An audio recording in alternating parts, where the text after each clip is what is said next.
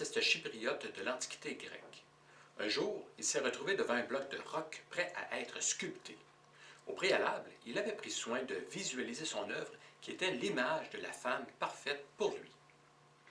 Il commença donc à sculpter le roc pour dégager les imperfections qui gardaient prisonnière l'œuvre qu'il avait imaginée.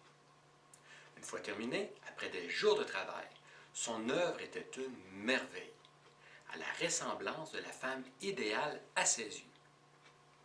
Au cours des jours qui suivirent, il a tellement perçu et imaginé cette statue comme une femme parfaite que cette statue est devenue une vraie femme, à l'image de l'œuvre qu'il avait perçue et imaginée.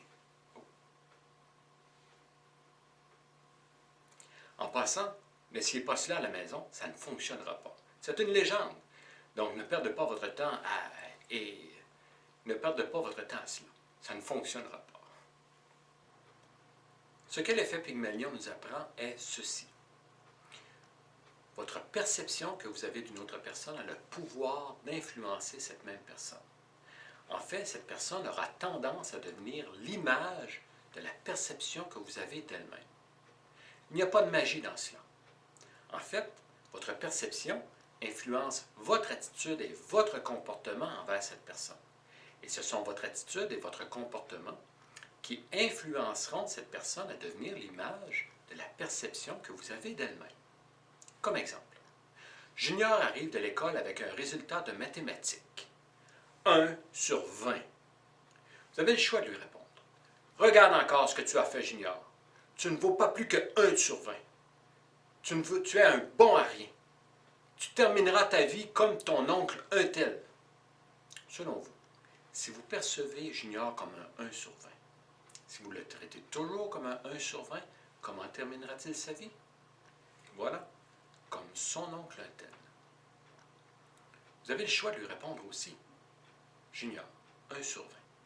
Tu vaux beaucoup plus que cela. C'est peut-être ta méthode d'étude que tu as travaillée. Peut-être as-tu à travailler plus que d'autres pour bien réussir. Moi, je vois que tu peux réussir mieux que cela. On va travailler ensemble. On va trouver qu'est-ce qui peut t'aider à mieux réussir. Si vous dégagez les imperfections, donc le 1 sur 20, qui cache le véritable potentiel de Junior, attendez-vous à voir augmenter sa note. Tout comme l'enseignante qui voit sa classe comme des stupides. Ne vous attendez pas à voir augmenter la note des élèves. Ou cette autre enseignante qui voit en ses élèves chacun son véritable potentiel. Son attitude et son comportement envers eux donneront confiance aux élèves et attendez-vous à voir augmenter leur note. Et vous, comme leader, comme être humain, imaginez les bénéfices que ce principe de psychologie peut faire pour vous. Imaginez ce que ce principe peut faire pour les membres de votre famille, pour vos collègues, vos employés, même votre supérieur. Imaginez si chaque membre de votre organisation connaissait les bénéfices de ce principe de psychologie. J'aide les gens et les organisations à comprendre et à appliquer, entre autres, l'effet Pygmalion, à faire travailler pour eux certains principes et à profiter des bénéfices qui en découlent. En terminant, l'effet Pygmalion est un couteau à plusieurs tranchants. D'abord envers vous-même.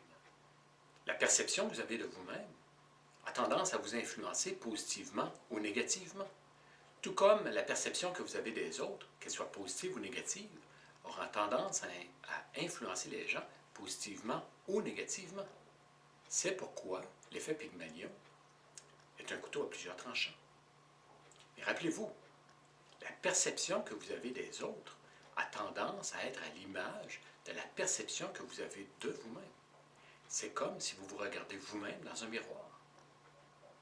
L'effet Pygmalion peut permettre à vous et aux gens de votre organisation à devenir de meilleurs leaders, en devenant de meilleures personnes. Jusqu'où irez-vous?